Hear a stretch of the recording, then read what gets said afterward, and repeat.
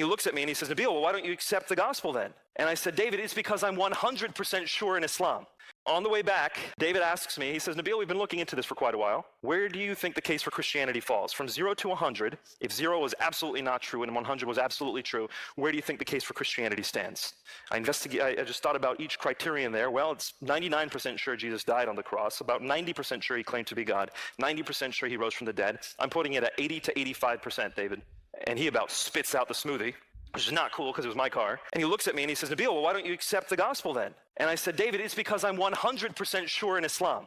Even if I'm 80 to 85% believing in the case of Christianity, the case for Islam is stronger. And he looked at me and he said, Nabil, you haven't even looked critically at the case for Islam. And I said, I know, but I'm just that certain. I am certain that Islam is true. And he says, well, put it to the test. And here's the critical thing.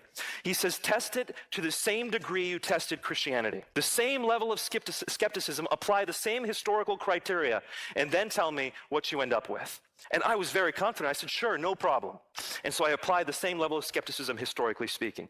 I'm going to have to be brief, but here's what I found. When it came to Jesus, I was extremely skeptical of the Gospel of John, for example, because John's Gospel, according to critical scholars now, not according to Christians, but according to critical scholars, John's Gospel is written between 60 and maybe at the latest 70 years after Jesus' death. And so I was critical of John's Gospel. The first time anyone wrote anything about Muhammad's life was 150 years after his death. And then the person who wrote it, actually that book was lost. And what we have is somebody else who saved portions of that book and said, I only saved a portion of this book because the rest of it, I felt, was just unbelievable. So the first piece of evidence we have on Muhammad's life comes much, much later than the first evidence we have on Jesus.